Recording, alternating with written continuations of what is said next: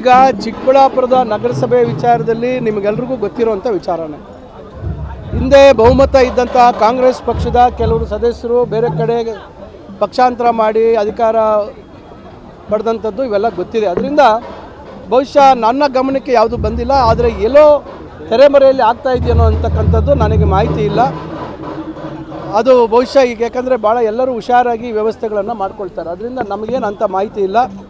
ನಾವು ನಮ್ಮ ಪಕ್ಷದ ಬಲ ಏನಿದೆ, ನಮ್ಮ ಪಕ್ಷದ ಸದಸ್ಯರೇನಿದ್ದಾರೆ, ಯಾರು ನಮ್ಮ ಜೊತೆ ಇದ್ದಾರೆ, ಅವರನ್ನು ನಾವು ಒಗ್ಗಟ್ಟಾಗಿಟ್ಕೊಂಡು ನಾವು ಚುನಾವಣೆಯನ್ನು ಎದುರಿಸ್ತೀವಿ. ಫಲಿತಾಂಶ ಏನಾಗ್ತದೆ ಅಂತಕ್ಕಂಥದ್ದು ಕಡೆಗಳಿಗೆವರೆಗೂ ಚಿಕ್ಕಬಳ್ಳಾಪುರದ ನಗರಸಭೆಯ ಚರಿತ್ರೆಯಲ್ಲಿ ಬಹುಶಃ ಸ್ಪಷ್ಟತೆ ಇಲ್ಲ. ಅದರಿಂದ ನಾವು ಆ ರೀತಿಯಾಗಿ ಅಧಿಕಾರದ ಚುಕ್ಕಾಣಿ ಹಿಡಿಲೇಬೇಕು ಅಂತಕ್ಕಂಥ ಒಂದು ದೊಡ್ಡ ಏನೋ ಭಾಳ ಪ್ರಯತ್ನ ಮಾಡ್ತೀವಿ ಅಂತಕ್ಕಂಥದ್ದಕ್ಕೆ ನಾವು ಕೈ ಹಾಕಿಲ್ಲ. ಏನು ಸದಸ್ಯರು ಇರ್ತಕ್ಕಂಥ 14 ತಿಂಗಳ ಅವಧಿ ಇದೆ. 14 ತಿಂಗಳ ಅವಧಿಯಲ್ಲಿ ನಗರಸಭೆಯಲ್ಲಿ ಉತ್ತಮ ಕೆಲಸಗಳಾಗಬೇಕು, ಅಭಿವೃದ್ಧಿ ಆಗಬೇಕು. ರಾಜ್ಯ ಸರ್ಕಾರದ ಸಹಕಾರದಿಂದ ನಗರಸಭೆಯಲ್ಲಿ ನಗರದ ಭಾಗದಲ್ಲಿ ಅಭಿವೃದ್ಧಿಗಳಾಗಬೇಕಾದಂಥ ದೃಷ್ಟಿಯಲ್ಲಿ ಸಹಕಾರವನ್ನು ನೀಡಿ ಅಂತ ನಾನು ಎಲ್ಲರಿಗೂ ಎಲ್ಲ ನಗರಸಭಾ ಸದಸ್ಯರಲ್ಲೂ ಕೇಳ್ಕೊಳ್ತೇನೆ.